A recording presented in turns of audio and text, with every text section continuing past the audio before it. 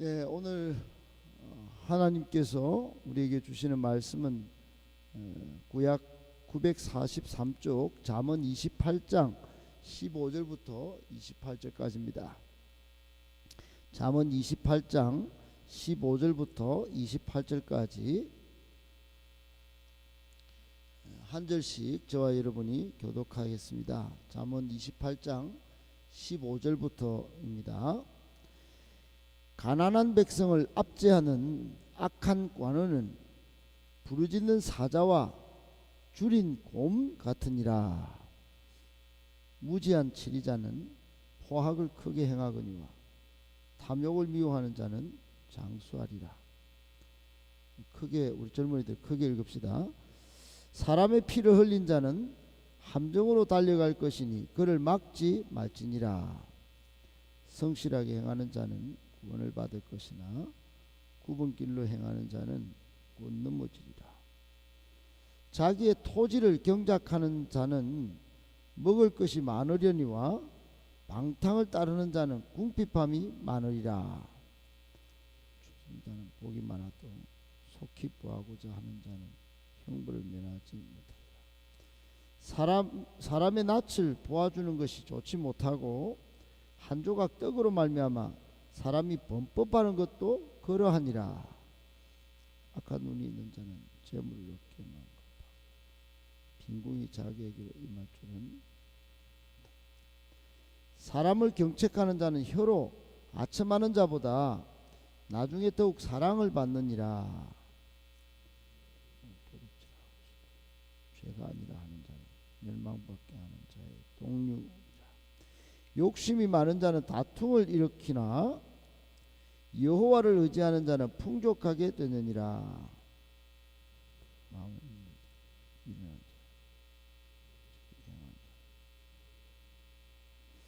가난한 자를 구제하는 자는 궁핍하지 아니하려니와 못본 채 하는 자에게는 저주가 크리라. 악인이 일어나면 사람이 숨고 그가 멸망하면 의인이 많아지느니라. 아멘. 토요일날 새벽에도 새벽을 깨워서 주님 앞으로 나와 하나님의 말씀으로 영의 양식을 먹고 또 기도하는 여러분에게 하나님의 은혜와 사랑이 늘 함께 하시기를 예수님의 이름으로 축복합니다. 아멘. 오늘 말씀은 우리가 사회생활을 하고 또 국가 속에 교회로 존재하는 우리에게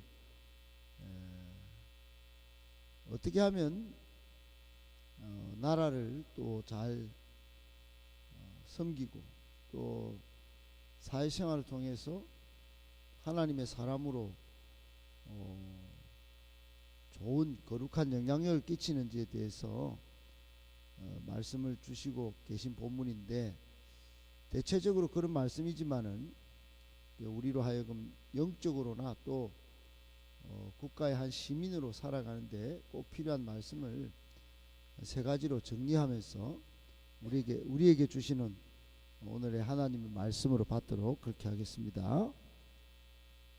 첫 번째, 권력은 백성을 섬기라고 하나님이 주신 것입니다. 여러분, 이 교회는 하나님께서 예수 그리스도를 통해서 세상의 빛과 소금으로 세우신 하나님의 기관이죠. 교회가 세상 속에 꼭 필요한 것처럼 국가도 그런 것입니다. 우리가 국가도 악한 권력이 있고 선한 권력이 있지만은 국가라고 하는 것은 근본적으로 하나님이 교회를 지키고 세상의 질서와 정의를 드러내도록 한 하나님의 기관입니다. 성경에서 그래서 위에 있는 권세에 복종하라고 하는 말씀이 있는 것이고, 또 국가의 한 왕을 다윗이 죽이지 않고 살려준 이유가 바로 하나님의 뜻이 거기에 있다는 것을 다윗은 알았기 때문에 그렇게 한 것이죠. 우리가 국가를 무조건 배척하고 무시할 수 없는 이유가 바로 거기에 있는 것입니다. 그러나 국가를 통치할 때 원리가 있습니다. 원리가 선한 마음으로 하나님을 두려워하고 백성을 섬기라고 국가가 있는 것인데, 오늘 15절 16절이 그 사실을 말씀해 주고 있어요. 15절에 보면 가난한 백성을 압제하는 악한 관원은, 대통령이든지 총리든지 장관이든지 공무원은 뭐라고 하느냐, 부르짖는 사자와 줄인 곰 같다 그랬어요. 또 16절에도 보면 무지한 치리자는, 하나님의 법을 상실한 통치자는 포악을 크게 행하거니와 탐욕을 미워하는 자, 즉 하나님을 두려워하고 욕심을 제어할 줄 알면서 그렇게 통치하는 사람들은 장수하리라. 국가가 오래 간다는 거죠. 자기도 그렇고. 17절에도 사람의 피를 흘린 자는 함정으로 달려갈 것이지만은 그를 막지는 못할 것이다. 한마디로 포악한 통치자를 이야기하는 겁니다. 어떻든요, 여러분 여기 15절 끝에 보면 부르짖는 사자 그리고 줄인 곰, 무슨 말을 하는 것입니까? 백성을, 가난한 사람을 압제하는 권력자는 통치자의 자격을 잃은 것이다 라고 하는 거예요. 왜냐하면 권력을 섬기라고 주는 것인데 자기를 배불리고 백성을 괴롭히고 약자를 괴롭히는 행위를 하기 때문에 그렇습니다. 이 15절의 다른 뜻은 뭐냐면 이런 권력자, 즉 약한 자를 괴롭히는 권력자는 짐승보다 못하다는 겁니다. 부르짖는 사자, 줄인 곰은 본성대로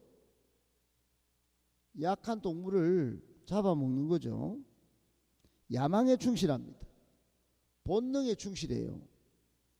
그래서 이 부르짖는 사자 하면 다 떨게 만드는 겁니다. 그리고 곰은 배가 고프면 반드시 약한 본성으로 약한 것을 치고 잡아먹습니다. 나라에 폭군이 있으면 포악한 권력은 반드시 국민을 불행하게 합니다. 짐승보다 끔찍한 권력으로 나라를 힘들게 합니다. 여러분, 이런 대표적인 사람을 한 사람 짚으라면 사울 왕입니다. 사울 왕. 이스라엘 초대 왕인 사울은 처음에는 권력을 백성을 위해서 잘 쓰고 하나님을 잘 따랐어요. 근데 나중에는 권력을 백성을 위해 쓰지 않고 사리사욕에 치우쳐 살다 보니 짐승같이, 마치 짐승같이 끝까지 다윗을 쫓아다닙니다. 우는 사자와 같이, 줄인 곰같이 다윗을 잡아먹으려고 끝까지 그 권력의 본성을 따라서 행했죠. 여러분, 이게 우리에게 주는 교훈입니다. 오늘날도 마찬가지예요. 어떤 권력이든, 교회에서 당의 권력이든 그 권력으로 생각하면 끔찍한 것입니다. 무슨 직분을 받으면 섬길 생각을 해야지 무조건 머릿속에 다스리려고 누르려고 하는 생각이 조금만 있으면 큰일 나는 것입니다. 거기에다가 사리사욕, 탐욕까지 있다면 굉장히 위험한 것입니다. 여러분, 나라의 권력은 더욱더 그런 것이에요.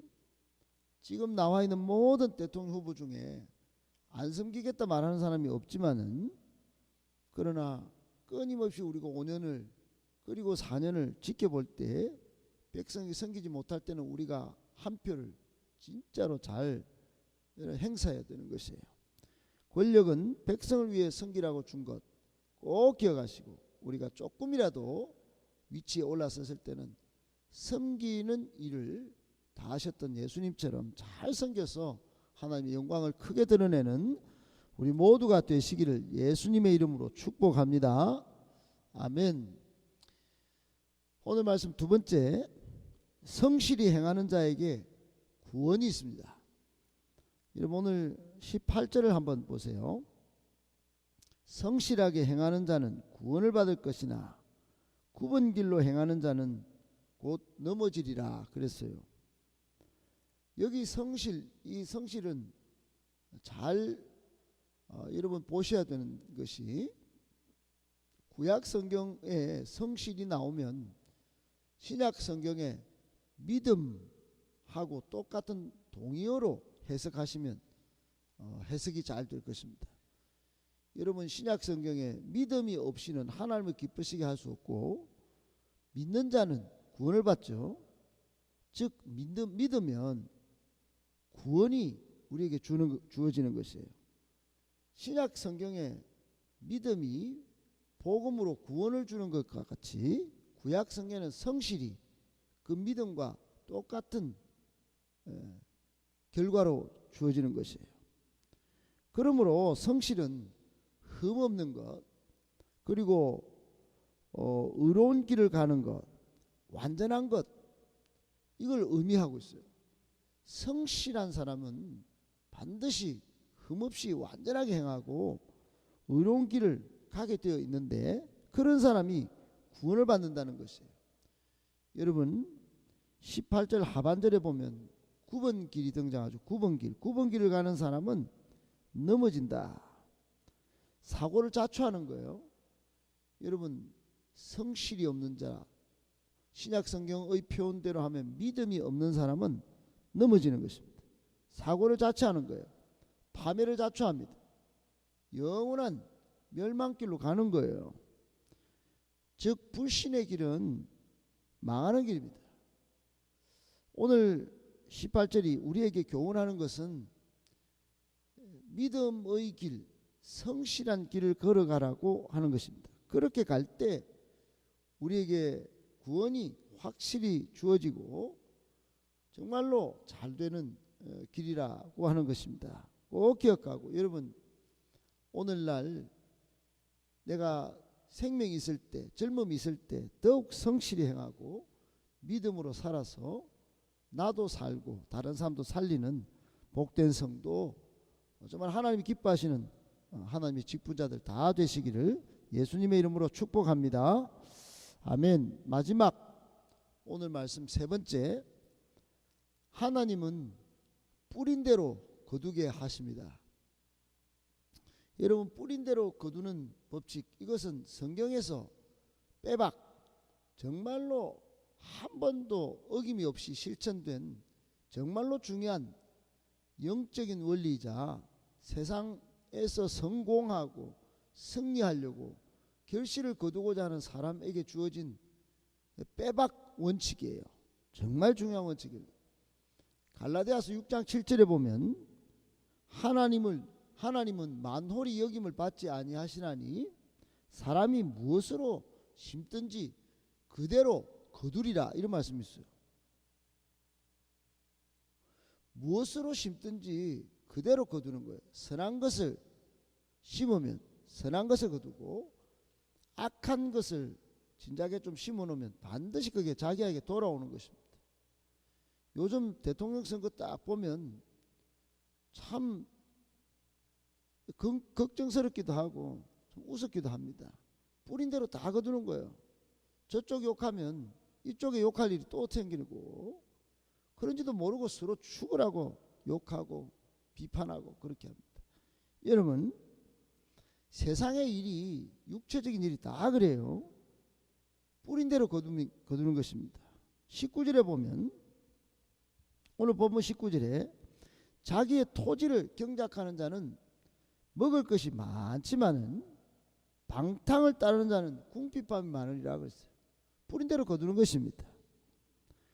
열심히 일을 하는 사람은 당연히 먹을 것이 많은 게 이게 원리입니다. 원리. 그러나 방탕하고 지금 우리가 보다시피 도박을 하고 그렇게 그런 일이 막 따르니까 이제는 걱정스러운 일들이 생기는 것입니다. 20절도 마찬가지예요. 충성된 자는 복이 많아도 속히 부활렸고 황금 만능주의에 빠져가지고 또는 막 부정적으로 돈을 벌려고 하면은 형벌을 면하지 못하죠. 다 잡혀가는 겁니다. 이게 원리예요, 원리. 아울러 25절도 그래요. 25절에 보면 욕심이 많은 사람은 다툼이 일어납니다. 욕심을 심었기 때문에. 그런데 영적인 원리도 여기 적혀 있어요. 여호와를 의지하는 자는 풍족하게 되느니라 그랬어요. 여러분, 하나님을 의지하고 하나님께 선을 심은 사람은 당연히 하나님이 그대로 복을 풍족하게 복을 주시는 것입니다. 여러분, 이 모든 말씀이 무슨 교훈을 주는 것입니까? 육적이든지 영적이든지 성실을 심고 하나님의 말씀대로 살려고 순종을 심으면 좋은 것으로 반드시 하나님께서 거두게 하신다는 겁니다. 26절, 27절, 28절 전부 다 그래요.